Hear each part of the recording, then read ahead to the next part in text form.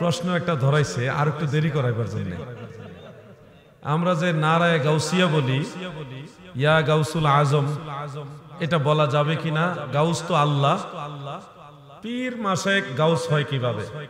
মনে রাখবেন, স্লোগানের ক্ষেত্রে একটু মনে হয় আমাদের স্লিপ হয়। ইয়া গাউসুল আজম হবে না, ইয়া গাউসাল আজম হবে। ইয়া হরফে নেদা আসলে যখন মুরাক্কাব হয় তখন এর শেষে ফাতা দেয়, আর মুনাদা মুফরাদ হইলে রফা দেয়। আমরা তো বাঙালি, ওদুর যে কই নেই তো অনেক কিছু, এমনি বলতে থাকেন ইয়া গাউসাল আজম। কারণ গাউস শব্দটা এজাফত হইছে আজম শব্দের সাথে, বুঝছেন না বিষয়টা? গাউস শব্দটা আজম শব্দের সাথে এজাফত হইছে, এই জন্য ইয়া গাউসাল আজম। আর আমার কত হইলো ভাই, কক্সবাজার গিয়ে দেখছি এটা সুন্দর একটা স্লোগান দেয়, আপনারা চাইলে ভালোভাবে নিতে পারেন। নারায়ে গাউসিয়া গাউসুল আজম দস্তগীর, ছন্দ মিলে জুসও আসে। হ্যাঁ, গাউসুল আজম দস্তগীর হরফে নেদাটা বলে না। এটা কক্সবাজার দেখছি, আমাদের মাসলাকে আলা হযরতের অনেকেই এইভাবে দেয়, আমার খুব ভালো লাগছে। নারায়ে গাউসিয়া গাউসুল আজম দস্তগীর, খুব সুন্দর লাগে। আবার আপনারা হরফে নেদা দিয়েও যদি বলতে চান বলবে। এই জন্য আমার এটা নিয়ে কোনো না। স্লোগানটা দেওয়ার ক্ষেত্রে অনেকের আপত্তি হলো যে গাউস তো আল্লাহ, পীর মাশায়েখরা গাউস হয় কিভাবে? আমার সেই ভাইদের আর একটু খেয়াল করা উচিত। আল্লাহ তাআলার সিফতি নাম সমূহের মধ্যে কোথাও গাউস নাম আল্লাহর বেলায় নাই। আপনি নিজে ট্রাই করে দেখেন, আল্লাহর ৯৯টা নাম আছে, এর মধ্যে কোনো একটা নামও গাউস নাই। আল্লাহর নাম হলো নাসির, সাহায্যকারী। এখন অর্থগতভাবে যদি আমরা ম্যাচিং দেখি আল্লাহর নামের সাথে, নাসির নামের সাথে আমরা ম্যাচিং দেখি গাউস, সেই ক্ষেত্রে আপনারা যদি এখানে শিরক খুঁজেন, তাহলে আমি বলবো ভাই আপনি এখানে শিরক খুঁজলে অন্য অন্য জায়গায় শিরক খুঁজতে হবে। যেমন আপনি একজন মুমিন, বলেন আপনারা কি মুমিন না? আল্লাহর এক নাম হলো মুমিন, আল্লাহর ৯৯ নামের এক নাম হলো কি? মুমিন। তাহলে কি হইল? এখানে শিরক খুঁজলে তো আপনি মুমিনই বলতে পারবেন না। যেমন অমুক ব্যক্তি আল্লাহর ওলি, ওলিয়ুন বন্ধু। এখন আল্লাহর এক নাম হলো ওলিয়ুন, তাহলে তো কোন পীর মাশায়েখ, বড় বিশ্বাস হুজুর বলেন আর যে কোনো ওলি, মানে পীর মাশায়েখ কাউকে ওলি বলা যাবে না, কারণ ওলি তো আল্লাহ, ওলি তো আল্লাহর নাম, ডাইরেক্ট আল্লাহর নাম ওলিয়ুন। আপনি যে বলছেন ওয়াজ করবেন হযরত মাওলানা, হ্যাঁ, আলেম সাহেবকে আপনি মাওলা বলতেছেন, মাওলানা মানে আমাদের মাওলা। তো আপনি কি জানেন আনতা মাওলানা ফানসুরনা আলাল কওমিল কাফিরিন? আল্লাহ হলো মাওলা, মাওলানা হলো আল্লাহ। বলেন মাওলানা কে? কিন্তু আপনিও তো আপনার নামের সাথে মাওলা শব্দ ব্যবহার করছেন, হযরত মাওলানা। তাহলে আপনি যেই নামটা সরাসরি আল্লাহর আছেন ওইটা আপনার ক্ষেত্রে ব্যবহার করছেন, এখানে শিরক হচ্ছে না। আর যেটা সরাসরি আল্লাহর নাম না, অর্থের সাথে মিল, গাউস, ওখানে আপনি শিরক খুঁজতেছেন। মিয়া ভাই, আমার মনে হয় আপনাদের আর একটু চিন্তা করা দরকার আছে। আপনি যদি বলেন না সাহায্যকারী শব্দটা, সাহায্যকারী তো একমাত্র আল্লাহ, পীর সাহেব সাহায্যকারী ওই অর্থে গাউস বলা হচ্ছে, এটা শিরক হবে না? না ভাই, এখানে বুঝার বেশ কম আছে। নিঃসন্দেহে সাহায্যকারী আমার আল্লাহ।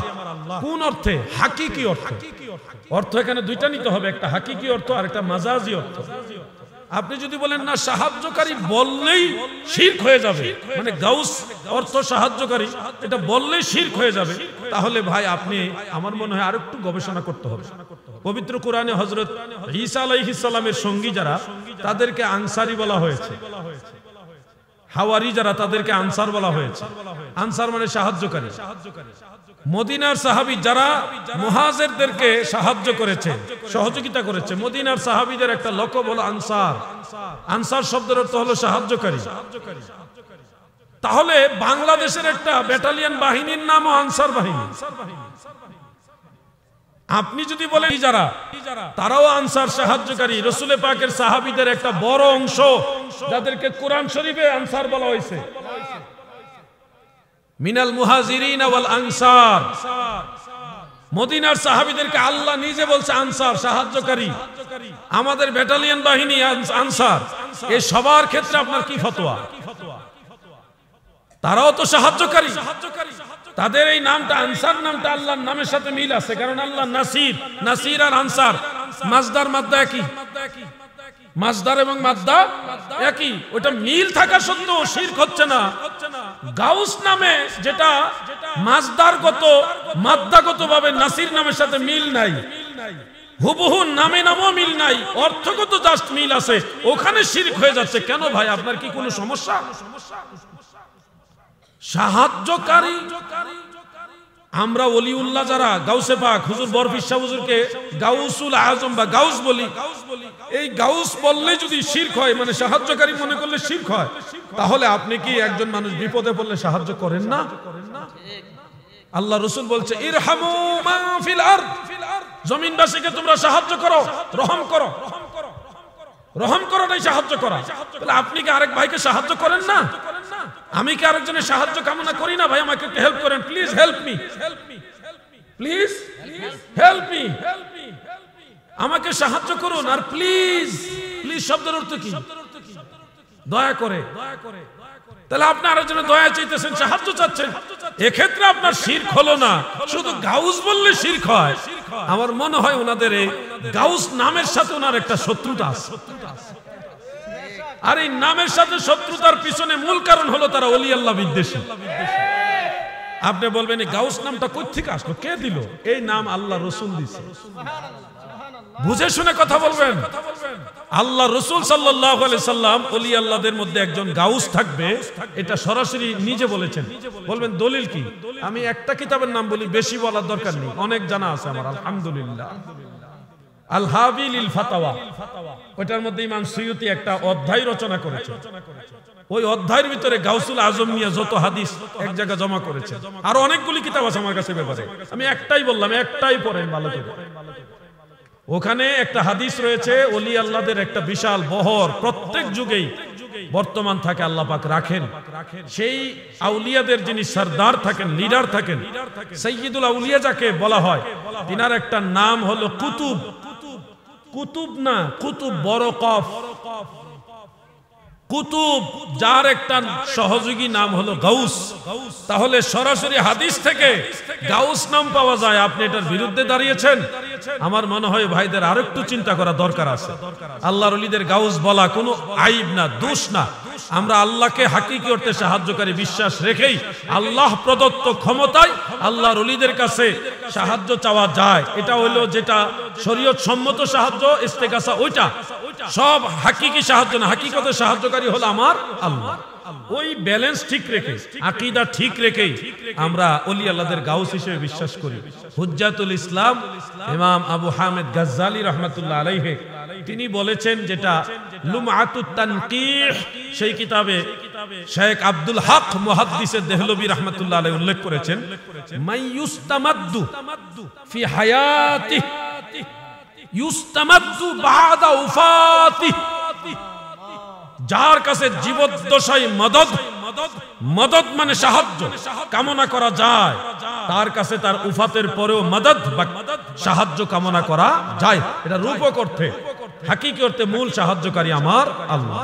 আপনার চোখের সামনে একটা বাচ্চা রাস্তায়, ছোট একটা বাচ্চা রাস্তায়, রানিং রোড, কিছুক্ষণ পরে একটা গাড়ি রান করে 70-80 কিলোমিটার বেগে আসলে সে হয়তো একটা টার্নিং এর কারণে বাচ্চাটাকে দেখবে না, সে মারা যেতে পারে, বাচ্চাটা মারা যেতে পারে। আপনি দেখে শুনে সেই বাচ্চাটাকে টান দিয়ে সাইডে এনে তাকে কি বাঁচাবেন না? অ্যাক্সিডেন্টের হাত থেকে বাঁচাবেন না? এটাও একটা সাহায্য। এই সাহায্য আল্লাহ আপনাকে দিয়ে করাইছে, আল্লাহর দেওয়া ক্ষমতায় আপনি করছেন, এটা শিরক না। আপনি তো বিশ্বাস রাখেন আল্লাহই আপনাকে শক্তি দিয়েছে, ওই বিশ্বাসে কেউ কাউকে সাহায্য করা শিরক না। ওই বিশ্বাস যে আপনার কাছে টাকা আছে, আল্লাহ আপনাকে ধন দিয়েছে, এই কারণে আপনার কাছে সাহায্য চেয়েছে, ভাই আমার একটু হেল্প করেন, কিছু টাকা দেন, এই সাহায্য শিরক না। কারণ আপনার আকীদার মধ্যে আছে আল্লাহ তাআলা আপনাকে দিয়েছেন, আল্লাহর দেওয়া সম্পদ থেকে আপনি সাহায্য করবেন। ওই আকীদা ঠিক রেখে সাহায্য চাওয়া এবং সাহায্য করা কোনোটাই শিরক না। আল্লাহ দেন না, আল্লাহ সাহায্য করেন না, পীর সাহেবই সাহায্য করেন, আল্লাহ করতে পারেন না বা আল্লাহর সাহায্য লাগবে না, পীর বাবাই সাহায্য করবে, এই আকীদা নিয়ে সাহায্য চাওয়া এবং করা দুটোটাই শিরক এবং ঈমান বিধ্বংসী কথা বা অবস্থান। আমরা যেন শিরকের দিকে না যাই, শিরকের দিকে না যাই। আল্লাহ আমাদের সবাইকে তৌফিক দান করেন, আমিন। না ভাই, আমি ওইটা আলোচনা করছি, এটা নিয়ে আলোচনা হয়ে গেছে, আমি আর সামনে যাচ্ছি না। না না, এগুলি আপনাদের কৌশল, আপনারা কৌশল করতেছেন আমার দিয়ে প্রশ্নের উত্তর দেওয়াইয়া। আমি তো এই বিষয়গুলি উত্তর দিতে গিয়ে দেখা গেছে সবাই আমারে বকাবকি করে, আলাউদ্দিন জিহাদি খারাপ হয়ে গেছে, ওয়াহাবি হয়ে গেছে। এখন আমি তো ভণ্ডামির বিরুদ্ধে কথা বলি, আমি তো সুন্নিয়তের বিরুদ্ধে কথা বলি না। কারণ আমার দিয়ে প্রশ্ন করবেন, উত্তর আমি দেব, আর ভণ্ডরা আমার বিরুদ্ধে লাগবো। লাল পাগড়ি নিয়ে এখন সরাসরি আমি কইছি লাল পাগড়ি পরা মাকরু। হানাফি মাযহাবে লাল পাগড়ি, লাল রুমাল, লাল পাঞ্জাবি পুরুষের জন্য মাকরু। আমি কইছি গেলে আলাউদ্দিন জিহাদি ওয়াহাবি হয়ে গেছে। আরে বেটা, হানাফি মাযহাবের এটা ফায়সালা, এটা কুরআন সুন্নাহ রায়। কারণ আমার বিরুদ্ধে লেগেছে, আমি বলে ওয়াহাবি হয়ে গেছে। আমারে প্রশ্ন কইরা কয়টা, উনি কইব না উনি কইব?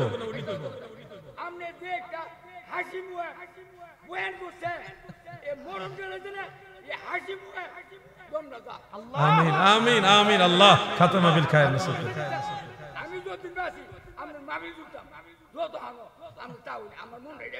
আমিন। ডেকে নিবে যেদিন আমারে তোমার প্রিয় করে নিও, হায়াতের দিন ফুরালে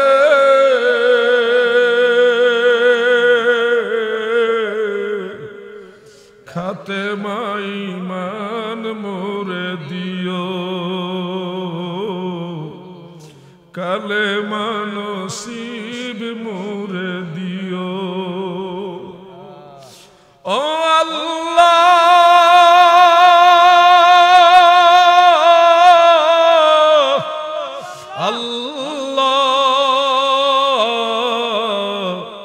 খাতেমা ঈমান মোরে দিও, কালেমা নসিব মোরে দিও। আসলে আমি মাইক ছেড়ে দিব, ওনাকে সুযোগ করে দিব না। খুব ওয়েটিং এ আপনারা খুব অস্থির হয়ে গেছেন অপেক্ষা নাকি? আমি আর একটা হাদিস বলি, শেষ করে দিচ্ছি, ঠিক আছে? একটা হাদিস শরীফ যেটা ইমাম বুখারী উস্তাদের লেখা, মুহাম্মদ ইবনে সাদ রাহমাতুল্লাহ আলাইহির লেখা তাবাকাতুল কুবরা, সেখানে দুইটা সনদে হাদিসটা রয়েছে। একটা হলো হযরত আলী রাদিয়াল্লাহু আনহু থেকে, আরেকটা হযরত আবু বকর সিদ্দিক রাদিয়াল্লাহু আনহু থেকে।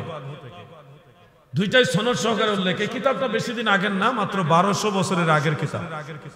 সেখানে উল্লেখ, রাসূল করিম সাল্লাল্লাহু আলাইহি ওয়াসাল্লাম যখন ইন্তেকাল শরীফ করলেন, নবীজি সশরীরে জিন্দা, বোঝানোর জন্য বলছি।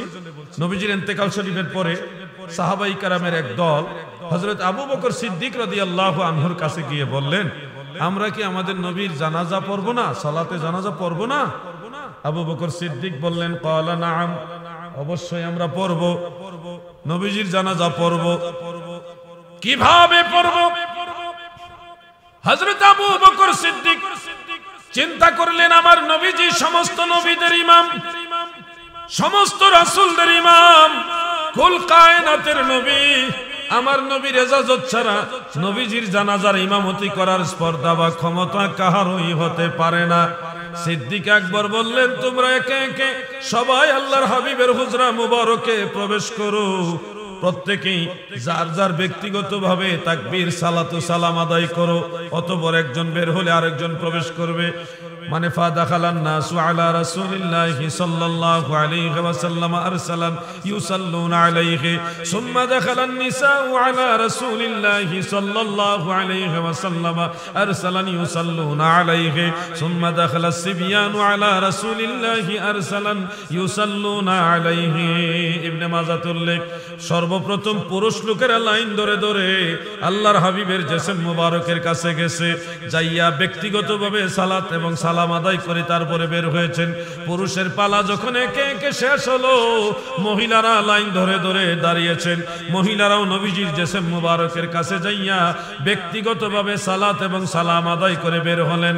মহিলাদের পালা যখন শেষ, অতঃপর ছোট ছোট বালক বালিকা বাচ্চা শিশু যারা তারাও লাইন ধরে ধরে প্রবেশ করেছেন নবীজির উপরে এককভাবে ব্যক্তিগতভাবে সালাত সালাম আদায় করলেন কেউ ইমামতি করলেন না এই অনানুষ্ঠানিক ইমামবিহীন ব্যক্তিগত সালাত সালাম যখন শেষ হলো তখন হযরতে আবু বকর সিদ্দিক রাদিয়াল্লাহু আনহু আরেকটা বর্ণনায় আছে দ্বিতীয় পর্যায়ে হযরতে আলী রাদিয়াল্লাহু তাআলা আনহু তিনারা আমার নবীজির জিসম মুবারক যেখানে রাখা নবীজির খাটিয়া মুবারকের কাছে গিয়ে দাঁড়ালেন দাঁড়াইয়া নবীজির সামনে আবু বকর দোয়া করে গো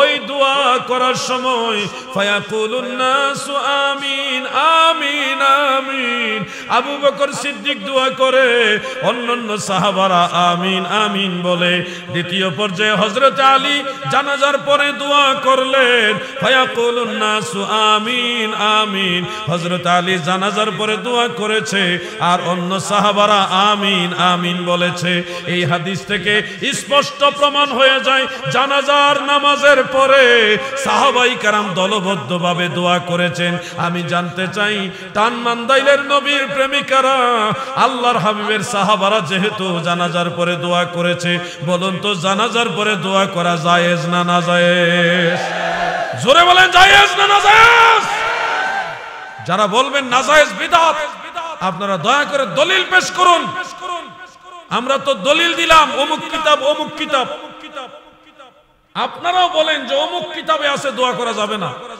কোন রেফারেন্স ছাড়া কেন আপনারা বলছেন নাজায়েজ বিদআত অনেক ক্ষেত্রে আমরা দেখি জানাজার পরে দোয়ার বিরোধিতা যারা করে ওনাদের ডিপেন্ডেবল দলিল হলো কিতাবুল আন্দাজ কিতাবুল আন্দাজ মানে অনেক বড় কিতাব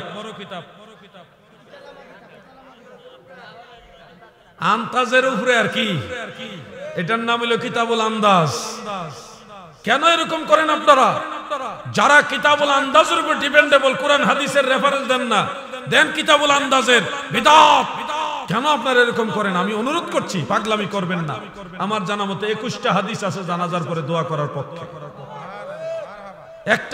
একটা করে যদি আমি বুঝাইতে পারতাম একটা সেমিনার করে প্রত্যেকটা হাদিস ক্লাস সিস্টেমে যদি বুঝাইতে পারতাম তাহলে আপনাদের বিষয়টা একেবারে খোলাসা হয়ে যেত ক্লিয়ার হয়ে যেত দিবালুকের ন্যায় স্পষ্ট হয়ে যেত কিন্তু যারা বাড়াবাড়ি করছেন তাদের তো কোনো হাদিস এবং কোরআনের কোনো দলিল নাই তারা বলে তাদেরও কিছু দুই একটা দলিল আছে কি দলিল ফিকহ কিতাবের ইবারত ফিকহ কিতাবের ইবারত যে লা তাকুমু লিদুআই বাদা সালাতিল জানাজা জানাজার পরে দোয়ার জন্য দাঁড়াবে না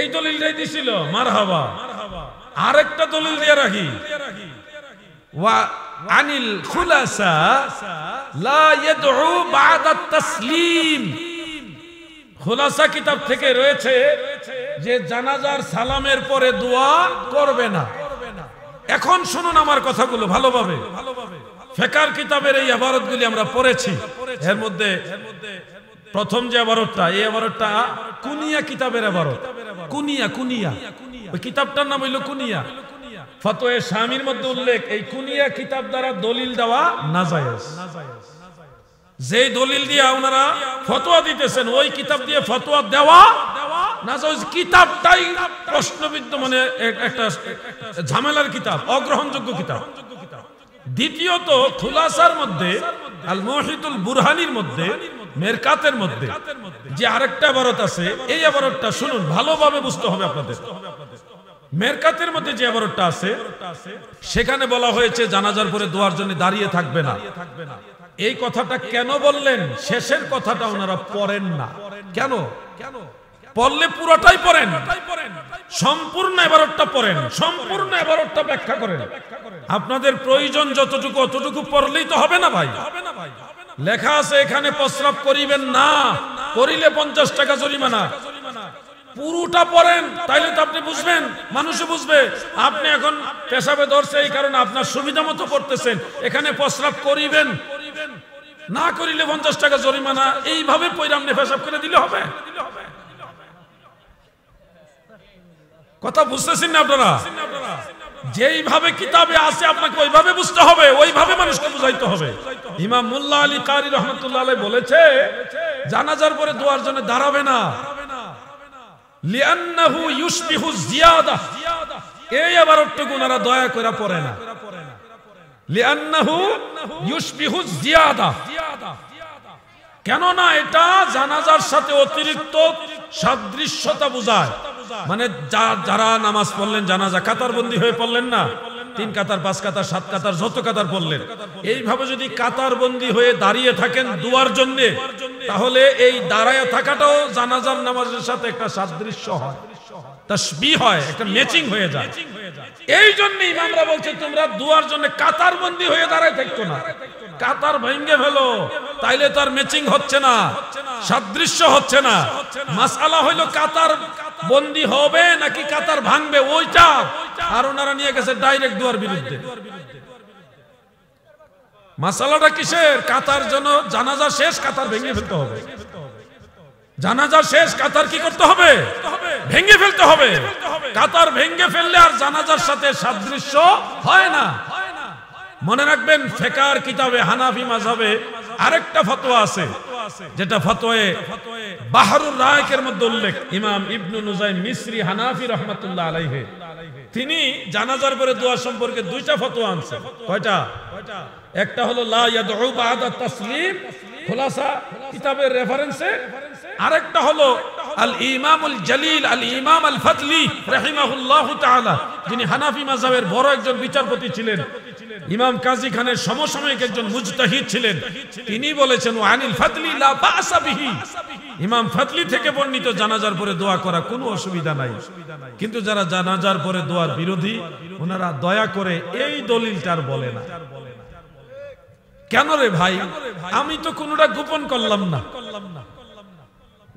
যেখানে আপনারা দলিল দেন ওইটাও বললাম, আমরা যেটা বলি ওটাও বললাম, দুইটাই বললাম। ফিকহের কিতাবের মাসআলার ক্ষেত্রে যদি কোনো মাসআলা ইখতিলাফ হয়, মুখতালাফ ফিহি কোনো মাসাইল যদি থাকে, তাহলে মাসালার এই মাসালাগুলির মধ্যে একটা উসুল আছে। ইমাম আব্দুল বাকি জুরকানি রহমাতুল্লাহ আলাইহি শরহে মাওয়াহিব, শরহে জুরকানি আলাল মাওয়াহিব, সেই কিতাবের মধ্যে উল্লেখ করেছেন, কোন মাসআলায় যদি একই বিষয়ে একাধিক মত থাকে, কোনটার উপরই রায় হয় নাই, আল আসাহ ওয়া হুয়া সহিহ ওয়া আলাইহিল ফাতওয়া ওয়া বিহি ইউফতা ওয়া নাখুযু বিহি, এই ধরনের কোন ওয়া হুয়াল মুখতার, এই ধরনের কোন শব্দ প্রয়োগের মাধ্যমে কোন মাসআলাকে প্রাধান্য দেওয়া হয়নি, কিন্তু একাধিক মত আছে। এই ক্ষেত্রে উসুল হলো যে কোনো একটা ফিকহের মাসআলার যে কোনো একটার উপর আমল করা জায়েজ। যেহেতু জানাজার পরে দোয়া করা জায়েজ, এই ব্যাপারেও ফিকহের মাসআলা আছে। আর সর্বোপরি আল্লাহর রাসূল এবং সাহাবায়ে কেরাম জানাজার পরে দোয়া করেছেন মর্মে হাদিসে আছে। অতএব যেই মাসআলার সাথে মদিনাওয়ালার আমলের মিল আছে, ওই মাসআলা বাদ দিয়া অন্য মাসআলা আমল করা আমাদের দরকার নাই। ঠিক কি না বলো?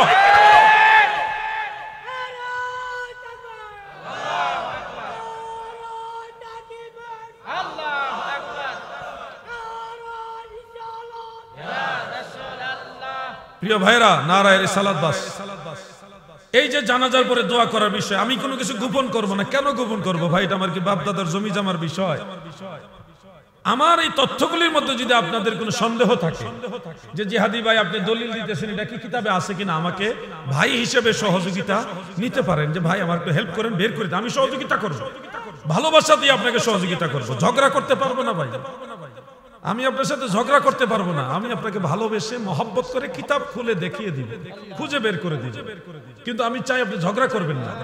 আপনি বলবেন জানাজার নামাজটাই দোয়া, এরপর আর দোয়া লাগে না, এটা ভাই সম্পূর্ণ অযৌক্তিক কথা।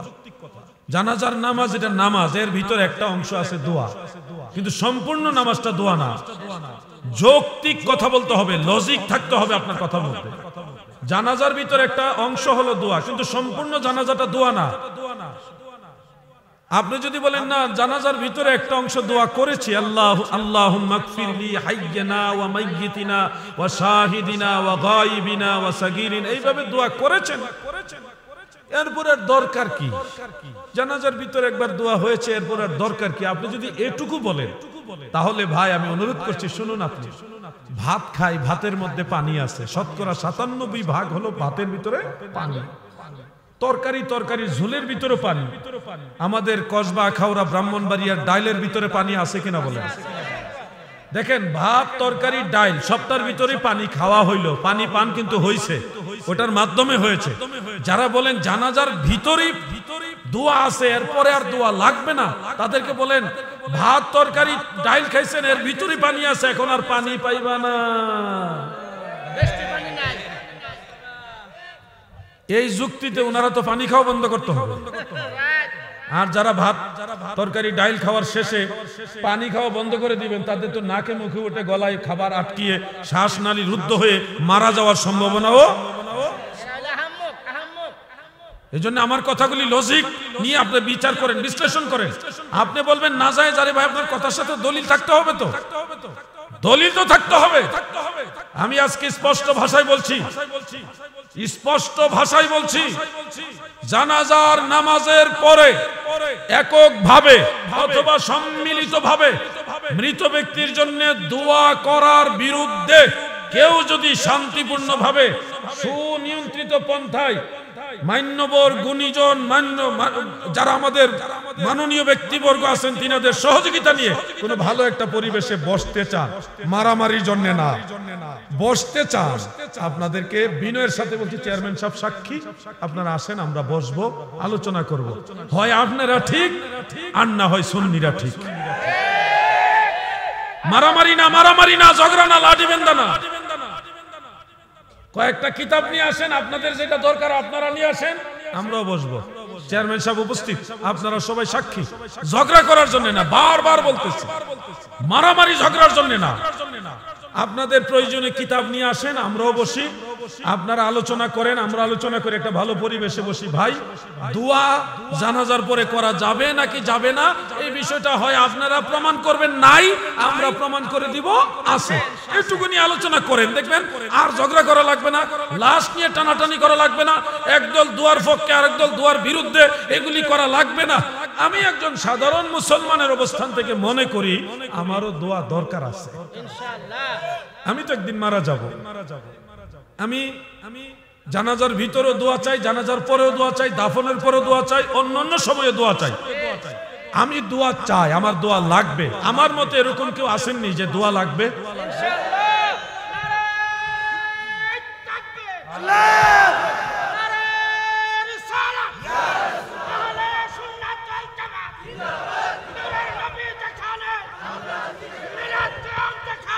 প্রিয় ভাইয়েরা,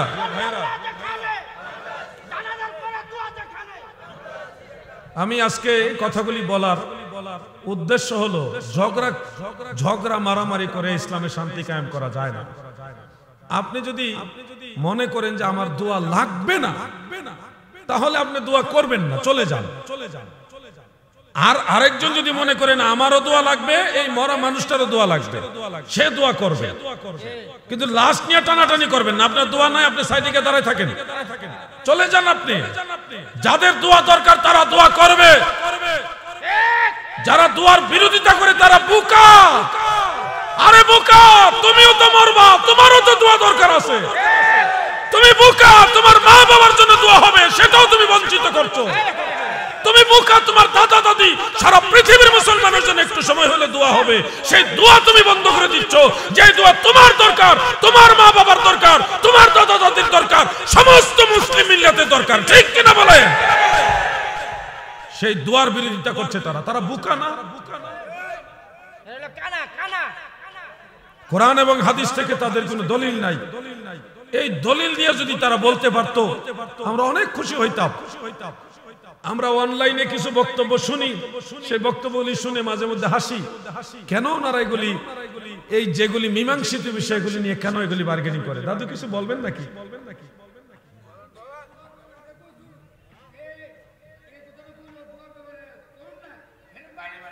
ওরে বাবারে, স্যার যে গরম!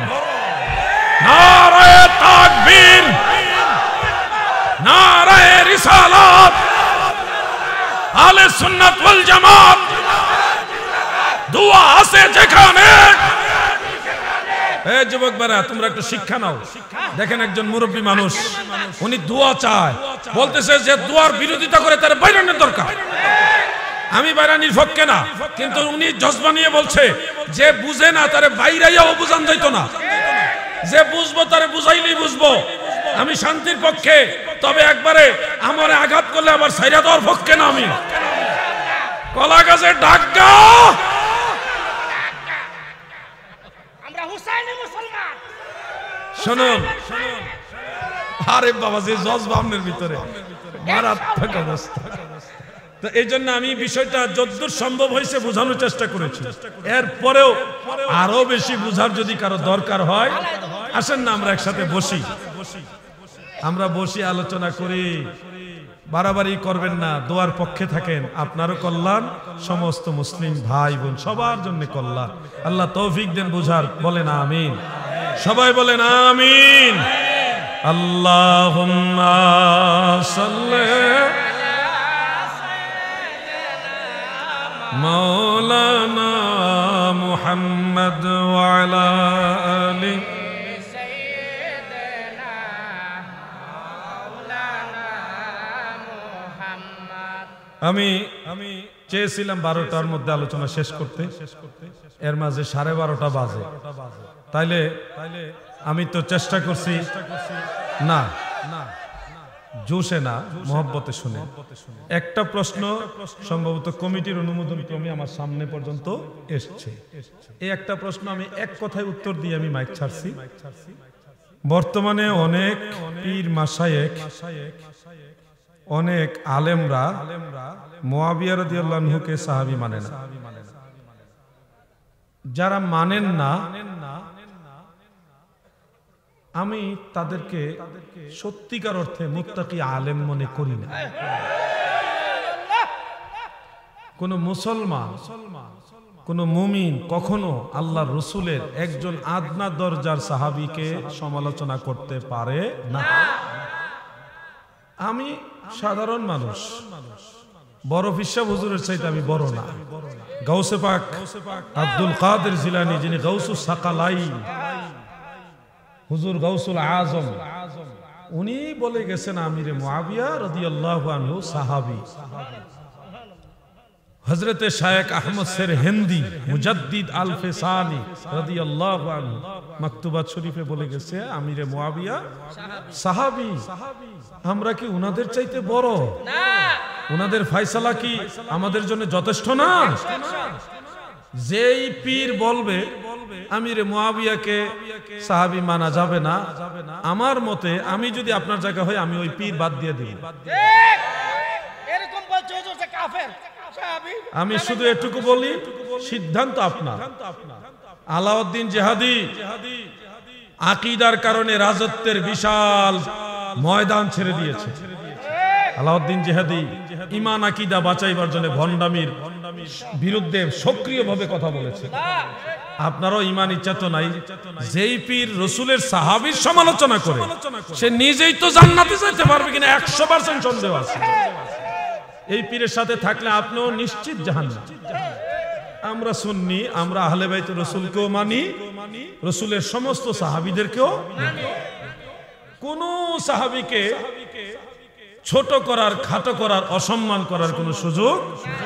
নতুন করে কে সাহাবী না, এটা নিয়েও মীমাংসা আমাদের দেওয়ার কিছু নাই।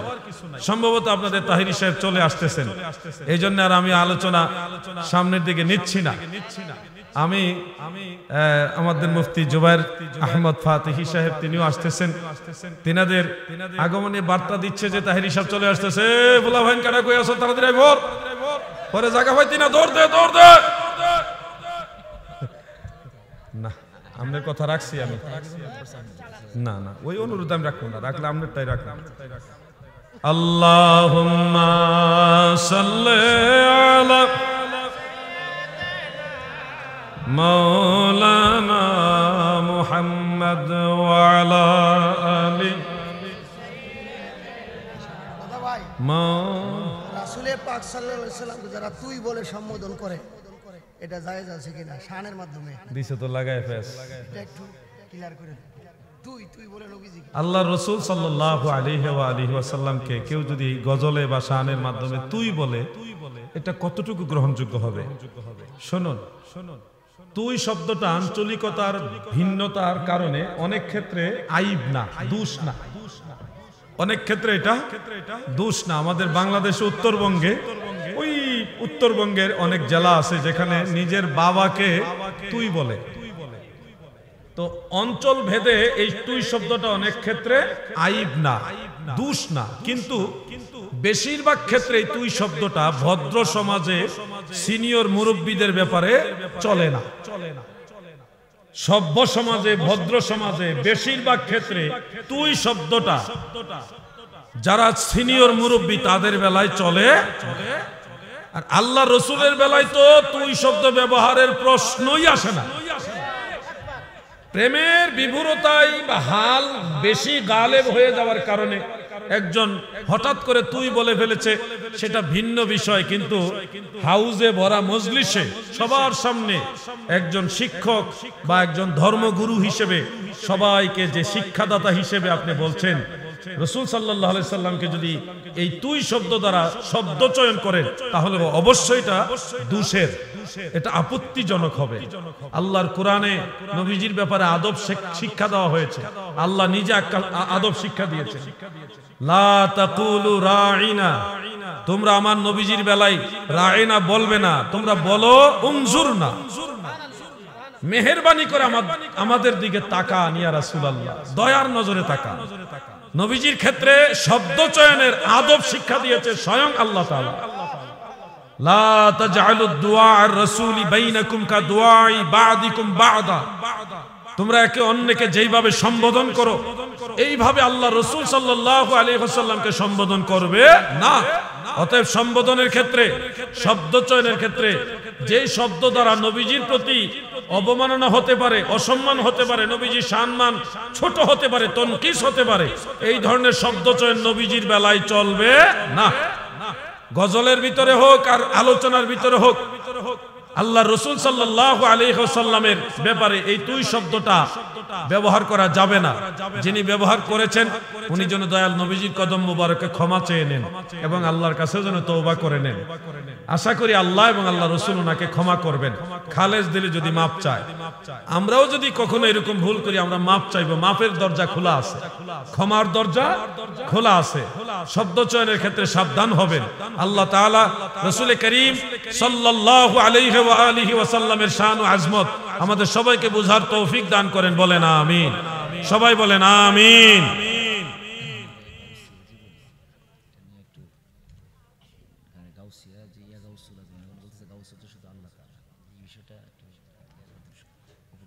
আমাদের জুবাইর ভাই চালাকি করতেছে,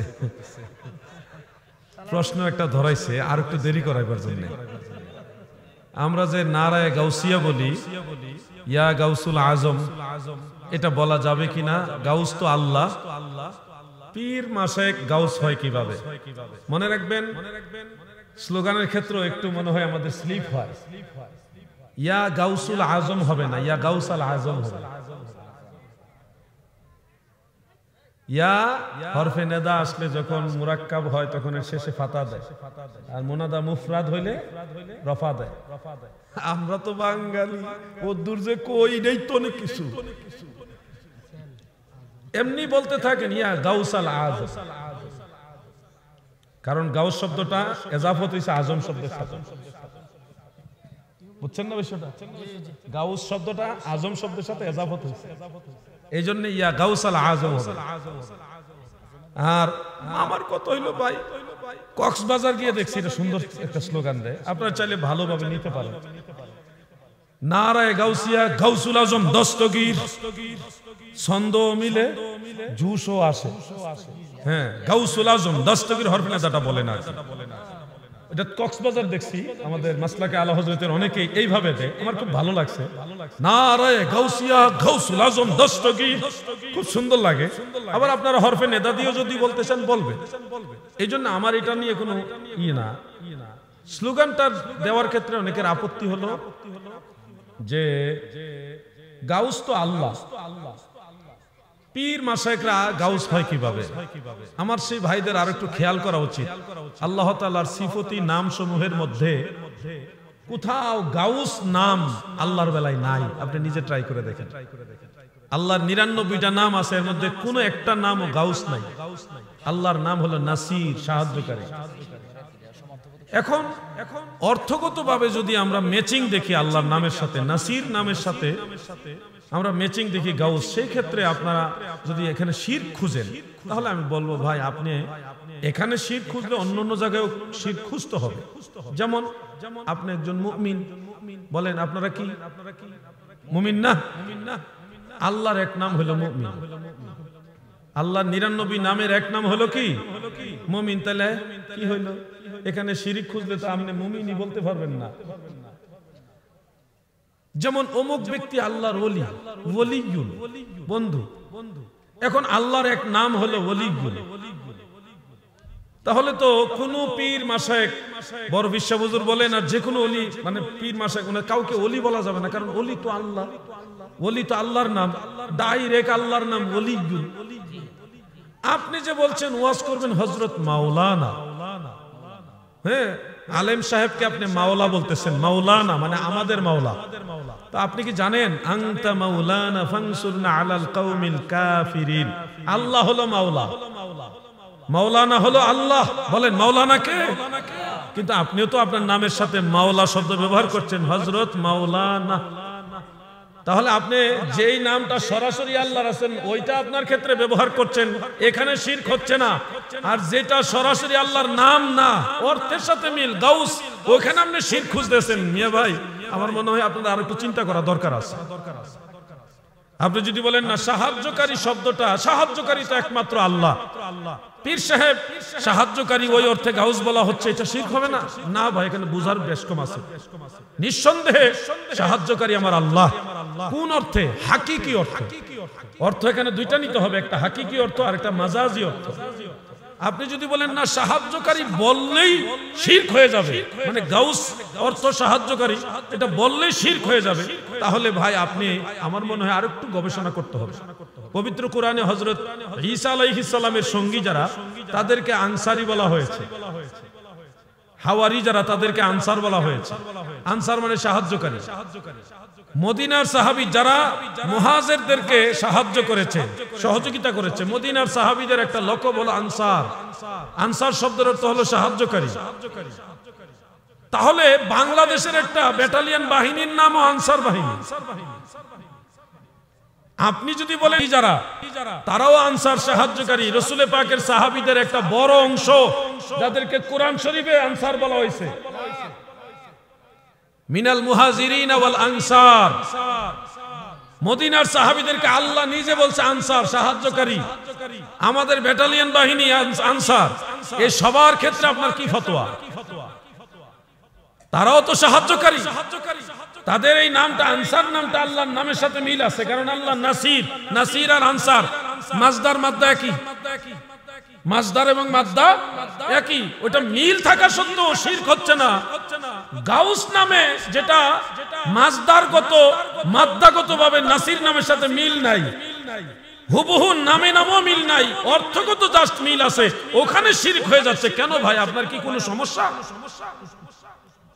সাহায্যকারী আমরা ওলিউল্লাহ যারা, গাউসে পাক হুজুর বরফিস শাহ হুজুরকে গাউসুল আজম বা গাউস বলি, এই গাউস বললে যদি শিরক হয়, মানে সাহায্যকারী মনে করলে শিরক হয়, তাহলে আপনি কি একজন মানুষ বিপদে পড়লে সাহায্য করেন না? আল্লাহ রাসূল বলছে ইরহামু মান ফিল আরদ, জমিনবাসীকে তোমরা সাহায্য করো, রহম করো। রহম করাটাই সাহায্য করা। তাহলে আপনি কি আরেক ভাইকে সাহায্য করেন না? আমি কি আরেকজনের সাহায্য কামনা করি না? ভাই আমাকে একটু হেল্প করেন, please help me, please help me, আমাকে সাহায্য করুন। আর প্লিজ, প্লিজ শব্দের অর্থ কি? দয়া করে। তাহলে আপনি আরেকজনের দয়া চাইতেছেন, সাহায্য চাচ্ছেন, এক্ষেত্রে আপনার শিরক হলো না। শুধু গাউস বললে শিরক হয়। আমার মনে হয় ওনাদের এই গাউস নামের সাথে ওনার একটা শত্রুতা আছে। আর এই নামের সাথে শত্রুতার পিছনে মূল কারণ হলো তারা ওলি আল্লাহ বিদ্বেষী। আপনি বলবেন এই গাউস নামটা কই থেকে আসলো, কে দিল? এই নাম আল্লাহ রাসূল দিয়েছে। বুঝে শুনে কথা বলবেন। আল্লাহ রাসূল সাল্লাল্লাহু আলাইহি সাল্লাম ওলি আল্লাহদের মধ্যে একজন গাউস থাকবে, এটা সরাসরি নিজে বলেছেন। বলবেন দলিল কি? আমি একটা কিতাবের নাম বলি, বেশি বলার দরকার নেই, অনেক জানা আছে আমার আলহামদুলিল্লাহ। আল হাবি লিল ফাতাওয়া, ওটার মধ্যে ইমাম সুয়ুতি একটা অধ্যায় রচনা করেছে। ওই অধ্যায়ের ভিতরে গাউসুল আজম নিয়ে যত হাদিস এক জায়গা জমা করেছে। আর অনেকগুলি কিতাব আছে আমার কাছে ব্যাপারে, আমি একটাই বললাম, একটাই পড়েন ভালো করে। ওখানে একটা হাদিস রয়েছে, ওলি আল্লাহদের একটা বিশাল বহর প্রত্যেক যুগেই বর্তমান থাকে আল্লাহ পাক রাখেন। সেই আউলিয়াদের যিনি সরদার থাকেন, লিডার থাকেন, সাইয়্যিদুল আউলিয়া যাকে বলা হয়, তিনার একটা নাম হলো কুতুব। কুতুব না, কুতুব বড় কফ, কুতুব, যার একটা সহযোগী নাম হলো গাউস। তাহলে সরাসরি হাদিস থেকে গাউস নাম পাওয়া যায়, আপনি এটার বিরুদ্ধে দাঁড়িয়েছেন। আমার মনে হয় ভাইদের আরেকটু চিন্তা করা দরকার আছে। আল্লাহর ওলিদের গাউস বলা কোনো আইব না, দোষ না। আমরা আল্লাহকে হাকিকি অর্থে সাহায্যকারী বিশ্বাস রেখেই আল্লাহ প্রদত্ত ক্ষমতায় আল্লাহর ওলিদের কাছে সাহায্য চাওয়া যায়। এটা হলো যেটা শরীয়ত সম্মত সাহায্য, ইস্তেগাসা, ওইটা সব হাকিকি সাহায্য না। হাকিকতে সাহায্যকারী হলো আমার আল্লাহ। ওই ব্যালেন্স ঠিক রেখে, আকীদা ঠিক রেখেই আমরা ওলি আল্লাহদের গাউস হিসেবে বিশ্বাস করি। হুজ্জাতুল ইসলাম ইমাম আবু হামিদ গাজ্জালি রাহমাতুল্লাহ আলাইহি তিনি বলেছেন, যেটা লুমআতুত তানকিহ সেই কিতাবে শেখ আব্দুল হক মুহাদ্দিসে দেহলভী রাহমাতুল্লাহ আলাইহি উল্লেখ করেছেন, মাইয়ুস্তামাদ্দু ফি হায়াতিহি ইউস্তামাদ্দু বাদা উফাতিহি, যার কাছে জীবদ্দশায় মদদ, মদদ মানে সাহায্য কামনা করা যায়, তার কাছে তার উফাতের পরেও মদদ বা সাহায্য কামনা করা যায়। এটা রূপক অর্থে, হাকিকি অর্থে মূল সাহায্যকারী আমার আল্লাহ। আপনার চোখের সামনে একটা বাচ্চা রাস্তায়, ছোট একটা বাচ্চা রাস্তায়, রানিং রোড, কিছুক্ষণ পরে একটা গাড়ি রান করে 70-80 কিলোমিটার বেগে আসলে সে হয়তো একটা টার্নিং এর কারণে বাচ্চাটাকে দেখবে না, সে মারা যেতে পারে, বাচ্চাটা মারা যেতে পারে। আপনি দেখে শুনে সেই বাচ্চাটাকে টান দিয়ে সাইডে এনে তাকে কি বাঁচাবেন না? অ্যাক্সিডেন্টের হাত থেকে বাঁচাবেন না? এটাও একটা সাহায্য। এই সাহায্য আল্লাহ আপনাকে দিয়ে করাইছে, আল্লাহর দেওয়া ক্ষমতায় আপনি করছেন, এটা শিরক না। আপনি তো বিশ্বাস রাখেন আল্লাহই আপনাকে শক্তি দিয়েছে, ওই বিশ্বাসে কেউ কাউকে সাহায্য করা শিরক না। ওই বিশ্বাস যে আপনার কাছে টাকা আছে, আল্লাহ আপনাকে ধন দিয়েছে, এই কারণে আপনার কাছে সাহায্য চেয়েছে, ভাই আমাকে হেল্প করেন, কিছু টাকা দেন, এই সাহায্য শিরক না। কারণ আপনার আকীদার মধ্যে আছে আল্লাহ তাআলা আপনাকে দিয়েছেন, আল্লাহর দেওয়া সম্পদ থেকে আপনি সাহায্য করবেন। ওই আকীদা ঠিক রেখে সাহায্য চাওয়া এবং সাহায্য করা কোনোটাই শিরক না। আল্লাহ দেন না, আল্লাহ সাহায্য করেন না, পীর সাহেবই সাহায্য করেন, আল্লাহ করতে পারেন না বা আল্লাহর সাহায্য লাগবে না, পীর বাবাই সাহায্য করবে, এই আকীদা নিয়ে সাহায্য চাওয়া এবং করা দুটোটাই শিরক এবং ঈমান বিধ্বংসী কথা বা অবস্থান। আমরা যেন শিরকের দিকে না যাই, শিরকের দিকে না যাই। আল্লাহ আমাদের সবাইকে তৌফিক দান করেন, আমিন। না ভাই, আমি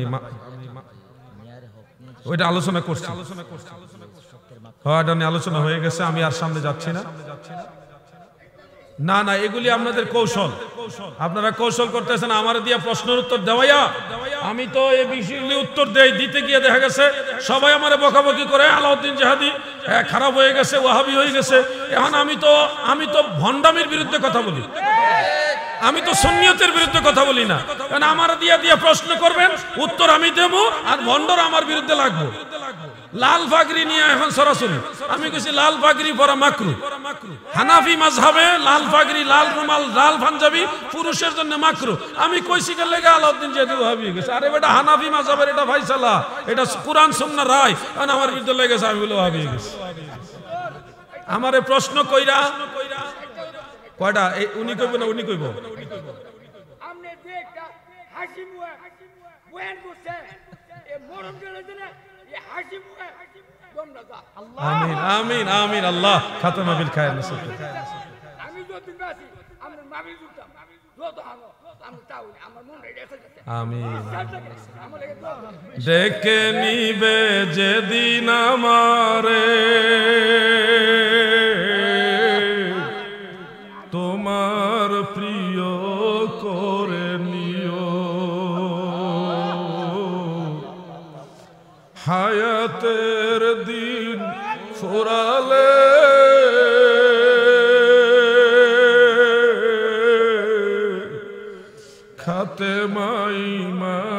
মোরে দিও, কালেমা নসিব মোরে দিও। ও আল্লাহ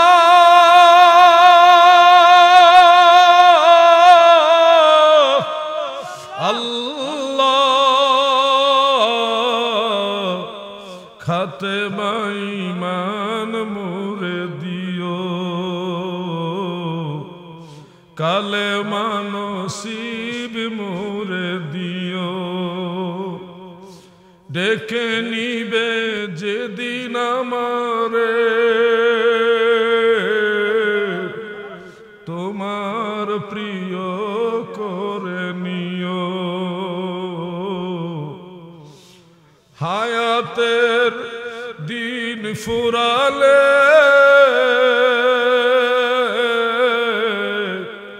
খাতেমা ঈমান মোরে দিও, কালেমা নসিব মোরে দিও। আমিন। আপনাদের বিরক্ত করতে চাই না। আমি কথা বললে অনেকে খুশি হয়, অনেকে বেজার হয়ে যায়। কি করব, আমি তো মিথ্যা কথা বলতে পারি না, আমি মিথ্যা কথা বলতে পারি না, আমার দুর্বলতা এটা। আমি অন্যায় সহ্য করতে পারি না, আমি কেন জানি পারি না, আমি জানি না। একটা সত্য কথা জানলে আমি সত্যটাই বলি, কাউকে খুশি করার জন্য, তাকে খুশি করার জন্য আমি মনোরঞ্জন দিয়ে কথা বলি না। এটা আমার দুর্বলতা, আমি জানি না কেন। বলেন ভাইজান, বলেন ভাইজান।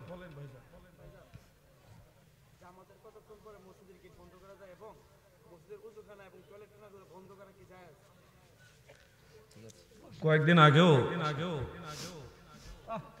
আখাউড়া ওই যে একটা চৌরাস্তা আছে না খরমপুর যাওয়ার বাইপাস মোড়ের চৌরাস্তায়, এখানে কি কঠিন জ্যাম লাগছিল। জ্যামের কারণে আমি টাইম মতো আমি নিজে ড্রাইভ করছিলাম, এখন গাড়ি যে প্লেস করে মাগরিবের আজান হয়ে গেছে, নামাজ পড়বো এই সুযোগ ছিল না। তো প্রায় জামাত শেষ হয়ে যাওয়ারও প্রায় 10-15 মিনিট পরে আমি জ্যাম থেকে বের হয়েছি। পরিস্থিতির শিকার, কারণ ড্রাইভার নিয়ে আমি নিজে ড্রাইভ করছি। তো 10 মিনিট দেরি হয়েছে, জামাত শেষ হয়ে গেছে, ধরেন 10 থেকে 12 মিনিট এরকম দেরি হয়েছে। গিয়ে দেখি মসজিদ তালা, ওযুখানা খোলা। ওযু আমার আগে ছিল আলহামদুলিল্লাহ, ওযুখানা খোলা কিন্তু মসজিদ তালা, বারান্দা পর্যন্ত তালা। আমি ওই ইমাম সাহেবকে রিকোয়েস্ট করলাম যে চাবি আছে কিনা। উনি ইমাম সাহেব আছে, উনি বলছে চাবি তো মুয়াজ্জিন সাহেব নিয়ে গেছে সাথে, আপনি যদি একটু দাঁড়ান তাহলে আমি চাবি এনে দিব। জিজ্ঞাসা কতক্ষণ সময় লাগবে, যে 10 মিনিট, 8 থেকে 10 মিনিট লাগবে। আমি দেখলাম আমার তো গাড়ি আছে, আমি 2 থেকে 3 মিনিটে আরেকটা মসজিদ খুঁজে পেয়ে যাব, কারণ এমনি মাগরিবের নামাজ এমনিতে 10 মিনিট 12 মিনিট দেরি হয়ে গেছে। আমি বললাম ভাই আপনার কষ্ট করা লাগবে না, আমি সামনে আরেকটা মসজিদে নামাজ পড়বো। টান দিয়ে গিয়ে সামনে গিয়ে দেখে ওয়াহাবি মসজিদ, মানে ওয়াহাবি মসজিদ ওয়াহাবিদের করতেই দেন মসজিদ, ওইটার মধ্যে কিছু করার নেই। জামাত তো শেষ, আমি নিজের আমরা কয়েকজন মিলে ওখানে জামাতে মাগরিবের নামাজটা পড়লাম। তো ওয়াহাবিরা আবার দেখে আশ্চর্য হয়ে গেছে, আলাউদ্দিন জিহাদ এখানে আসলো, কেউ আসে না। আলাউদ্দিন জিহাদ আমাদের এলাকায় ঢুকে গেছে, আমাদের ডেরার ভিতর ঢুকে গেছে, মসজিদে ঢুকে গেছে। তারা আশ্চর্য হয়ে গেছে। সবাই মাদ্রাসা আছে সাথে, বাইরে আইসে আমার লাগে হাত মিলাইতেছে, দোয়া চাইতেছে। আমি মোটামুটি একটা আনন্দই পাইলাম। এই যে একটা বিষয় খুব দুঃখজনক যে মসজিদের বারান্দা পর্যন্ত তালা লাগাই দেন এবং টয়লেট, ওযুখানা এগুলি তালা লাগিয়ে দেন। আমার মনে হয় একতরফা এক পক্ষ দায়ী না, এটার পিছনে আমরাও অনেকে দায়ী। মসজিদের ফ্যান চুরি করে কারা, জিন আইছে নাকি? মসজিদের ঘড়ি, মসজিদের বারান্দার গুরুত্বপূর্ণ জিনিসগুলি চুরি করে কারা? ফেরেশতারা চুরি করে। আপনারা ভালো হয়ে গেলে অটোমেটিক মসজিদ, মূল মসজিদ 24 ঘন্টা খোলা থাকলে অসুবিধা হবে না। আমার মনে হয় উভয় পক্ষেই একটু ভালো হওয়া উচিত, সজাগ হওয়া উচিত। আপনারা মসজিদের যত্ন নেন। আমরা তো ছোটবেলায় যে আমার বন্ধু এরশাদ, আমার বাল্যকালের বন্ধু, একবার শিশু ল্যাংটা কালের বন্ধু, সে এখন সেনাবাহিনীর অফিসার, আমি গুনাহগার হলো ওয়াজ বাহিনীর অফিসার। তো আছি আলহামদুলিল্লাহ। আমরা ছোটবেলা থেকে আমরা মসজিদে বহু, মানে বছরের পর বছর মসজিদ ঝাড়ু দিছি, মসজিদ মুছা দিছি। ফজরের 1 ঘন্টা আগে, ফজরের আজানের 1 ঘন্টা আগে ওইটা পুরা মহল্লা আমরা 4-5 জন বন্ধু ছিলাম, ডাইকে ডাইকে উড়াইতাম মুসল্লিদেরকে। এক বিশাল লাইন করতাম, 70-80 জনের মতো হবে লাইন করে, সবাই লিয়া সালাত সালাত এইভাবে ডাইকে ডাইকে মসজিদে নিয়ে যাইতাম। নাকি বানাই করতেছি? এইভাবে আমরা সবাই বন্ধুরা মিলে, মুরব্বীরা সবাই মিলে মসজিদে যাইতাম। আপনারা এইভাবে মসজিদ কেন্দ্রিক হন, মসজিদকে ভালোবাসেন, সবাই মিলে মসজিদকে মহব্বত করেন। ইমাম সাহেবের কি দরকার আছে মসজিদ তালা দেওয়া? মুয়াজ্জিন সাহেবেরও দরকার নাই। আপনারা ওনার সাথে ভালো সম্পর্ক করেন, ইনশাআল্লাহ আশা করি বিষয়টা একটা নমনীয় হবে। এটুকুই বলে, হ্যাঁ, আল্লাহু আকবার।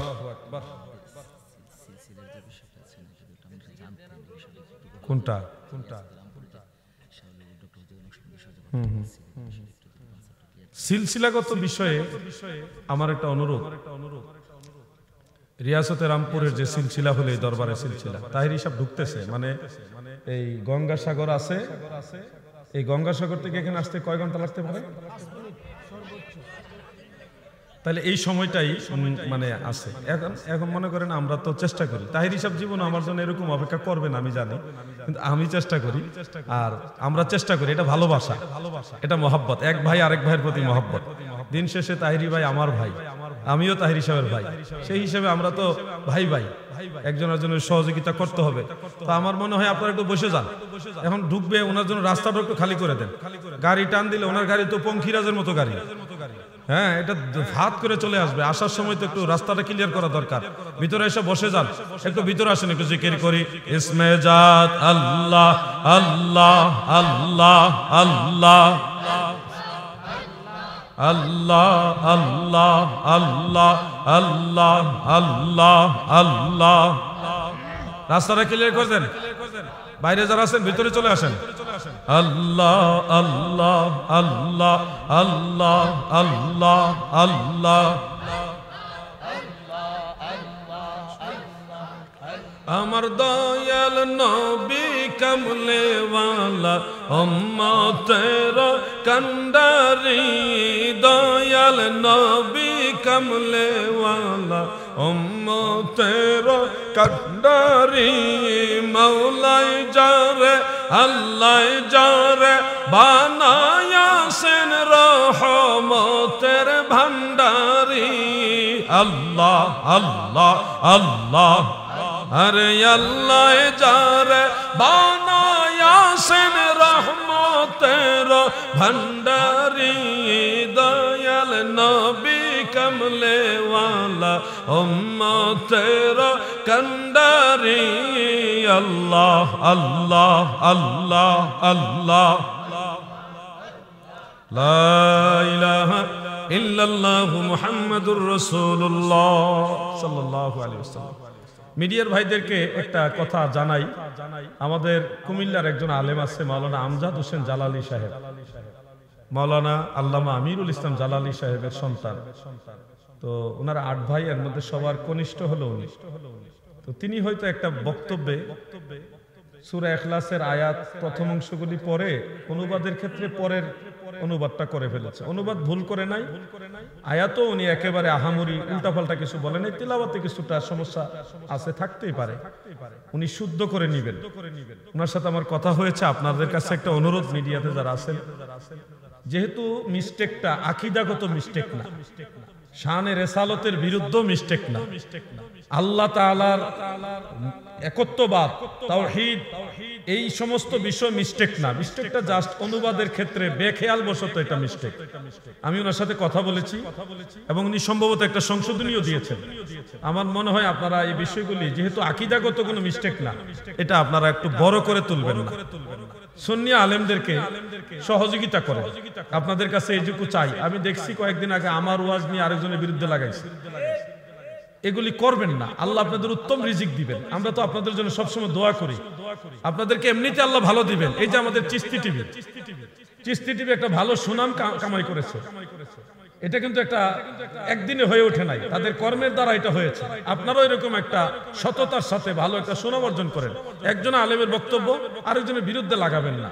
মিস্টেকটা যদি একেবারে জঘন্য হয়, আকীদাগত মিস্টেক হয়, আকীদাগত মিস্টেক, তাহলে আপনারা এটা আমাদের জানান দিবেন। কিন্তু সাধারণ মিস্টেকগুলি আমাদের সুন্নি আলেমদেরকে লজ্জার মুখে ফেলে দিবেন না। ভুল আমারও হইতে পারে, ভুল আপনারও হতে পারে। এই ধরনের সাধারণ ভুলগুলি আমরা পরামর্শ দেওয়ার মাধ্যমে শুধরায় নিব, শুধরায় দিব। আল্লাহ যেন আমাদের সবাইকে এই বিষয়গুলি সহযোগিতা করার তৌফিক দেন। বলেন আমিন, সবাই বলেন আমিন। ওনারা অনেক ভালো মানুষ। জালালি সাহেবের বড় ছেলে যিনি মুবারক হোসেন জালালি সাহেব, তিনি অত্যন্ত ব্রড মাইন্ডেড একজন ব্যক্তি। উনি একটা গজল গাইছিলেন। গজলটা এইভাবে ছিল আর কি, আমি চাই না বেহেশত, ভয় পাই না জাহান্নাম, আমার কপালে লিখে দিও দয়াল নবীর নাম। এটা প্রেমের কারণে গাইছিলেন, মহব্বতে রাসূলের কারণে গেয়েছিলেন। কিন্তু আমাদের কাছে যখন মনে হলো কোরআনুল কারীমের মধ্যে আল্লাহ তাআলা বলেছেন ওয়াত্তাকুন নার, জাহান্নামকে ভয় করো, তাহলে আমি ভয় পাই না জাহান্নাম, এই কথাটা তো কোরআনের আয়াতের বিপরীত যায়। আমরা পরামর্শ হিসেবে, উনি আমাদের বড় ভাই, সম্মান দিয়ে বলেছিলাম আমার মনে হয় শব্দটা একটু ইয়ে করা দরকার।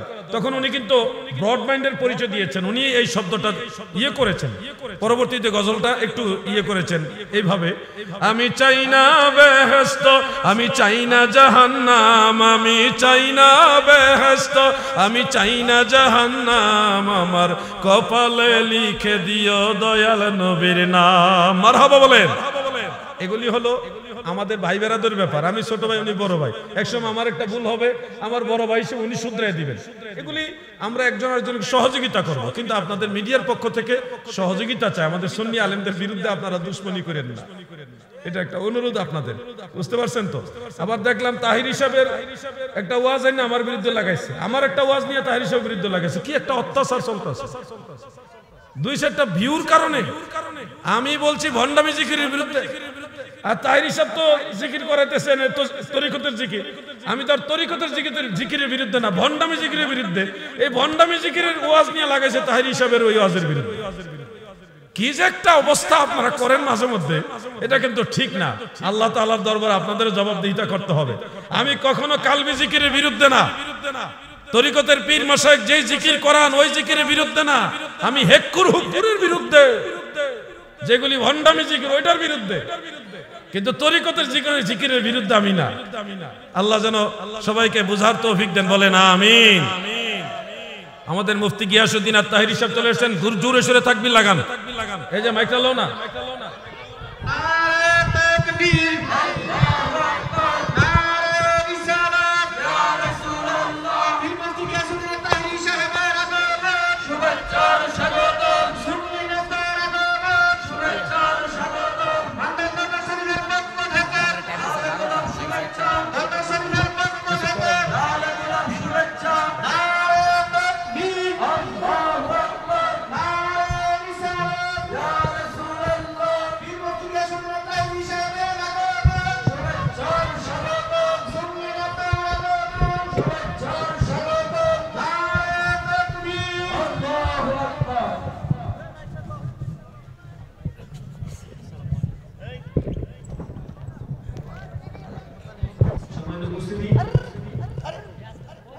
আলহামদুলিল্লাহ, আজকের মাহফিলের যিনি প্রধান আলোচক আল্লামা পীর মুফতি গিয়াসউদ্দিন আত-তাহিরি সাহেব মঞ্চে প্রবিষ্ট হয়েছেন। তারা যারা দাঁড়িয়ে আছেন, আল্লাহ তাআলা রাসূলের মহব্বতে আপনারা দয়া করে সুন্দর সুস্থ করার জন্য বসে যান।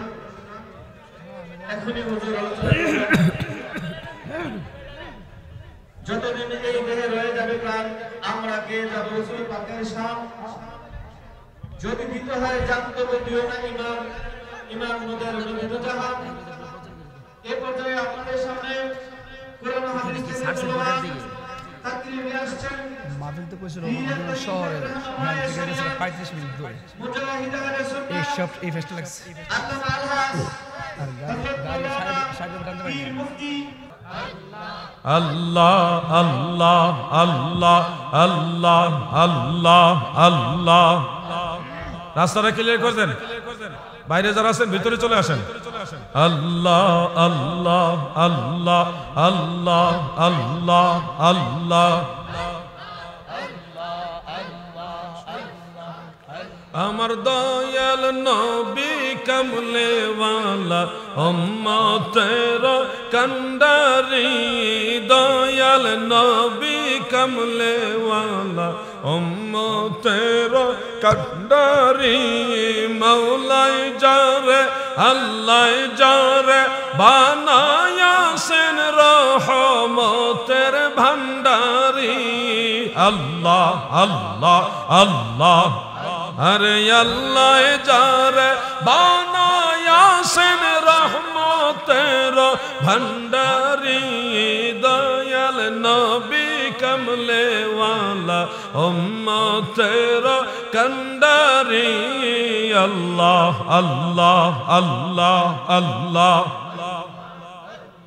লা ইলাহা ইল্লাল্লাহু মুহাম্মাদুর রাসূলুল্লাহ সাল্লাল্লাহু আলাইহি ওয়াসাল্লাম। মিডিয়ার ভাইদেরকে একটা কথা জানাই, আমাদের কুমিল্লার একজন আলেম আছে মাওলানা আমজাদ হোসেন জালালি সাহেব, মাওলানা আল্লামা আমিরুল ইসলাম জালালি সাহেবের সন্তান। তো ওনারা 8 ভাই, এর মধ্যে সবার কনিষ্ঠ হলো উনি। তো তিনি হয়তো একটা বক্তব্যে সূরা ইখলাসের আয়াত প্রথম অংশগুলি পরে অনুবাদের ক্ষেত্রে পরের অনুবাদটা করে ফেলেছে। অনুবাদ ভুল করে নাই, আয়াতও উনি একেবারে আহামরি উল্টাপাল্টা কিছু বলে নাই, তিলাওয়াতে কিছুটা সমস্যা আছে, থাকতেই পারে, উনি শুদ্ধ করে নিবেন। ওনার সাথে আমার কথা হয়েছে। আপনাদের কাছে একটা অনুরোধ, মিডিয়াতে যারা আছেন, যেহেতু মিস্টেকটা আকীদাগত মিস্টেক না, শানে রিসালাতের বিরুদ্ধ মিস্টেক না, আল্লাহ তাআলার একত্ববাদ, তাওহীদ, এই সমস্ত বিষয় মিস্টেক না, মিস্টেকটা জাস্ট অনুবাদের ক্ষেত্রে বেখেয়াল বশত এটা মিস্টেক। আমি ওনার সাথে কথা বলেছি এবং উনি সম্ভবত একটা সংশোধনীও দিয়েছেন। আমার মনে হয় আপনারা এই বিষয়গুলি, যেহেতু আকীদাগত কোনো মিস্টেক না, এটা আপনারা একটু বড় করে তুলবেন না। সুন্নি আলেমদেরকে সহযোগিতা করে, আপনাদের কাছে এইটুকু চাই। আমি দেখছি কয়েকদিন আগে আমার ওয়াজ নিয়ে আরেকজনের বিরুদ্ধে লাগাইছে, এগুলি করবেন না। আল্লাহ আপনাদের উত্তম রিজিক দিবেন, আমরা তো আপনাদের জন্য সবসময় দোয়া করি, আপনাদেরকে এমনিতে আল্লাহ ভালো দিবেন। এই যে আমাদের চিস্তি টিভি একটা ভালো সুনাম কামাই করেছে, এটা কিন্তু একটা একদিনে হয়ে ওঠে নাই, তাদের কর্মের দ্বারা এটা হয়েছে। আপনারাও এরকম একটা সততার সাথে ভালো একটা সুনাম অর্জন করেন। একজন আলেমের বক্তব্য আরেকজনের বিরুদ্ধে লাগাবেন না। মিস্টেকটা যদি একেবারে জঘন্য হয়, আকীদাগত মিস্টেক হয়, আকীদাগত মিস্টেক, তাহলে আপনারা এটা আমাদের জানান দিবেন। কিন্তু সাধারণ মিস্টেকগুলি আমাদের সুন্নি আলেমদেরকে লজ্জার মুখে ফেলে দিবেন না। ভুল আমারও হইতে পারে, ভুল আপনারও হতে পারে। এই ধরনের সাধারণ ভুলগুলি আমরা পরামর্শ দেওয়ার মাধ্যমে শুধরায় নিব, শুধরায় দিব। আল্লাহ যেন আমাদের সবাইকে এই বিষয়গুলি সহযোগিতা করার তৌফিক দেন। বলেন আমিন, সবাই বলেন আমিন। ওনারা অনেক ভালো মানুষ। জালালি সাহেবের বড় ছেলে যিনি মুবারক হোসেন জালালি সাহেব, তিনি অত্যন্ত ব্রড মাইন্ডেড একজন ব্যক্তি। উনি একটা গজল গাইছিলেন, গজলটা এইভাবে ছিল আর কি, আমি চাই না বেহেশত, ভয় পাই না জাহান্নাম, আমার কপালে লিখে দিও দয়াল নবীর নাম। এটা প্রেমের কারণে গাইছিলেন, মহব্বতে রাসূলের কারণে গেয়েছিলেন। কিন্তু আমাদের কাছে যখন মনে হলো কুরআনুল কারীমের মধ্যে আল্লাহ তাআলা বলেছেন ওয়াত্তাকুন নার, জাহান্নামকে ভয় করো, তাহলে আমি ভয় পাই না জাহান্নাম, এই কথাটা তো কোরআনের আয়াতের বিপরীত যায়। আমরা পরামর্শ হিসেবে, উনি আমাদের বড় ভাই, সম্মান দিয়ে বলেছিলাম আমার মনে হয় শব্দটা একটু ইয়ে করা দরকার।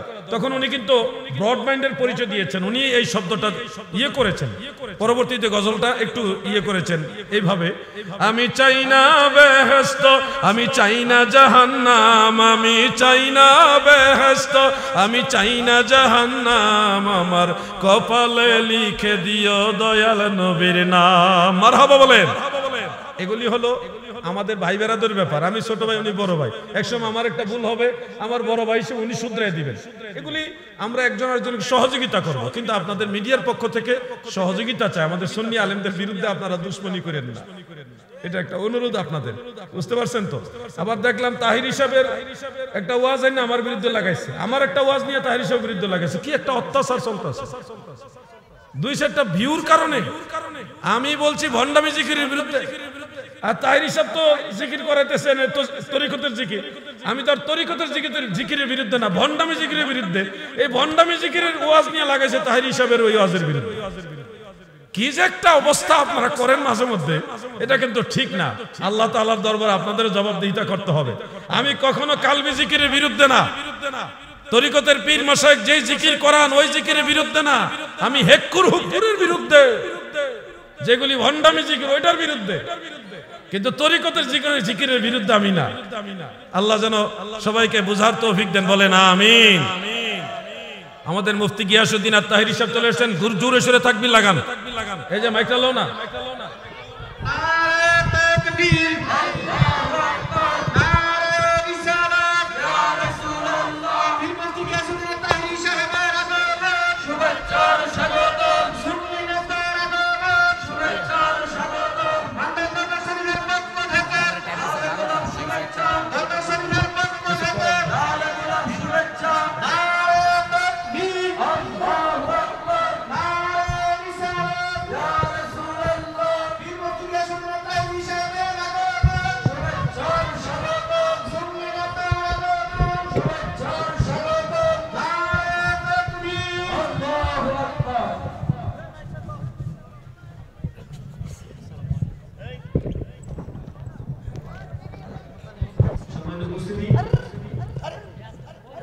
আলহামদুলিল্লাহ, আজকের মাহফিলের যিনি প্রধান আলোচক আল্লামা পীর মুফতি গিয়াসউদ্দিন আত-তাহিরি সাহেব মঞ্চ প্রতিষ্ঠা হয়েছেন, তারা যারা দাঁড়িয়ে আছেন, আল্লাহ তাআলা রাসূল মহব্বতে আপনারা দয়া করে সুন্দর সুশৃঙ্খলার জন্য বসে যান।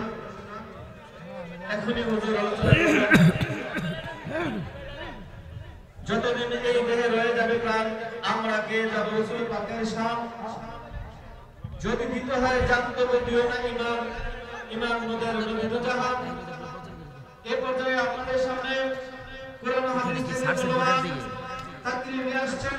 মাহফিল তো কইছিল মদিনা শহরের হ্যাঁ থেকে গেছে 35 মিনিট ধরে। মুজাহিদ আহলে সুন্নাহ এই সব এই ফেস্টিভ্যাল লাগছে আল্লামা আলহাস আর গাড়ি সাইডে টানতে পারি পীর মুফতি